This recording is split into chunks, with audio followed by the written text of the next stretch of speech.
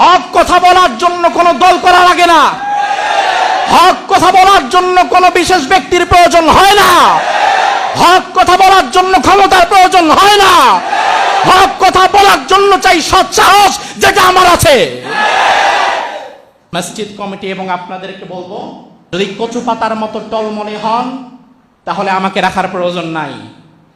যদি আমাকে রাখতে চান তাহলে ওমর ফারুকের মতো ইসলামের পক্ষে আপনাকে মজবুত ভূমিকায় আসতে হবে।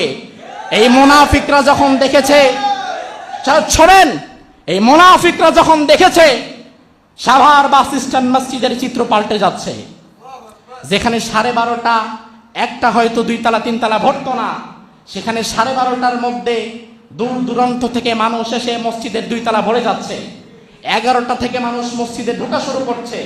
তো ইয়াহিয়া তাকি যদি এইভাবে কথা বলে আর থাকতে পারে তাহলে হয়তো